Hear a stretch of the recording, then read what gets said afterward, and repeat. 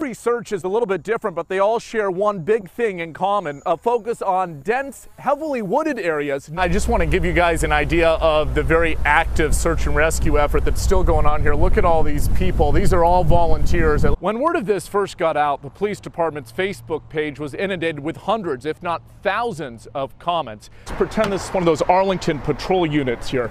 When they were out on patrol, they would use their department-issued computer here.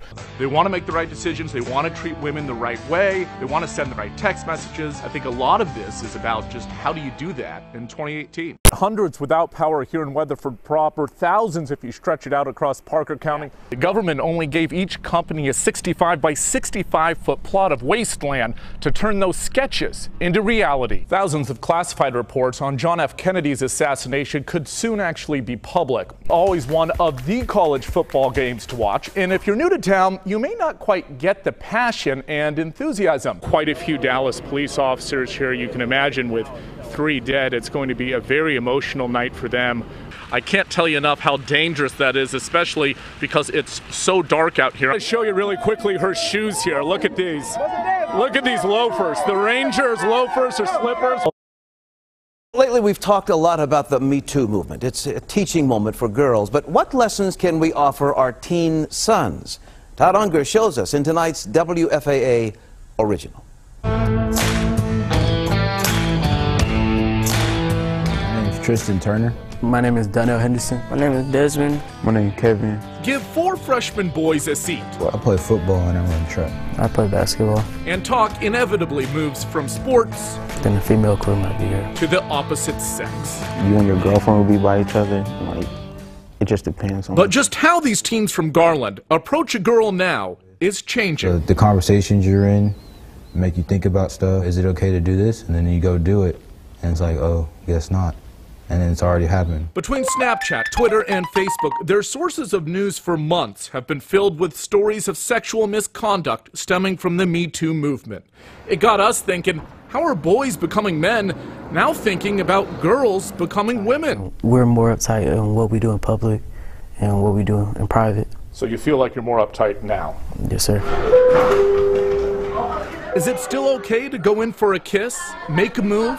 How many texts to the girl you like are too many? There are questions even being asked in the halls of middle schools. Not so much as demanding respect, so much as earning it.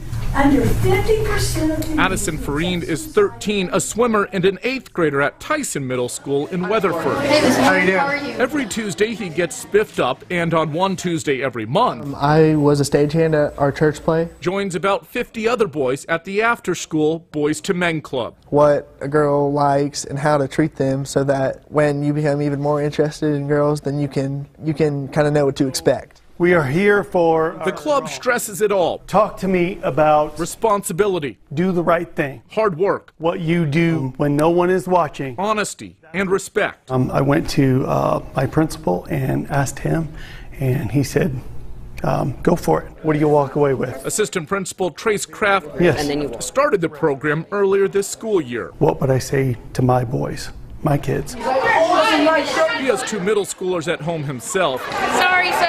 But not every kid here is fortunate to have a male role model that teaches the right way to mature, especially when it comes to young women. They don't know what's okay. They might not understand what's acceptable and what's not. They are still trying to figure out who and what they are. I just wanted to find a way to make that impact. Making an impact, it certainly is. Well, I help people, I be kind, open the door, hit the X. Pacey Dickard is 11. Turn off the cats. He lives with his 3 siblings and mom. Thank you for coming. Thank you. He's a little young to date, but says the club is helping him get a broader perspective on how to always treat girls. Yeah, you should treat them like how you would want to be treated and be respectful. Is there a lot of pressure to act a certain way? Our Garland crew are part of their own group, Peer pressure is kind of like hard. the Bow Tie Boys. 15, 14 years old, we haven't experienced everything. They have mentors as well, and yes, they're talking to them about what's okay and what isn't, a conversation now common for teen boys in 2018. Todd Unger. Channel 8 News. This has been a nightmarish day for the Leonard family, but honestly, it could have been far worse were it not for a little heroism. It's full angle.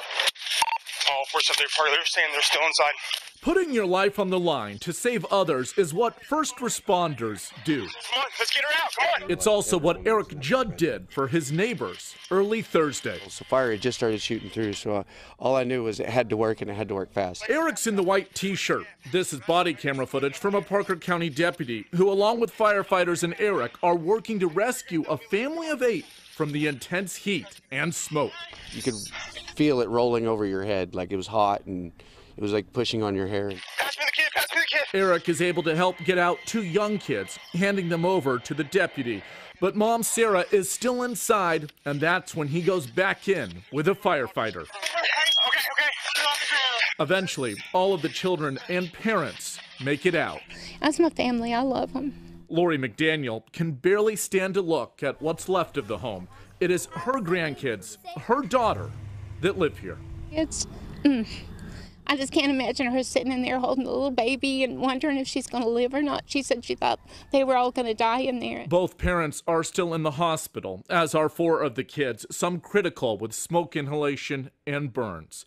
But the family is still alive. And I'm glad that God saved my family and had neighbors that would get up and come and help. I won't forget that image of seeing those kids' feet under that corner of that bed. Neighbors and first responders coming to the rescue when the time called. When your home is the highest on the block, on the corner, and still looks like this, you know it was a once-in-a-lifetime flood. It came fast. It was fast. And then getting out, it was like the rapids. Karen Hunt walked us through her North Houston 2-story on Thursday, or at least what's left. It is horrific. I lost my entire first floor of my house. Anybody in there? We are here to assist and give aid. We were in the neighborhood on Monday and saw boat rescue after boat rescue as Cypress Creek rushed over its banks.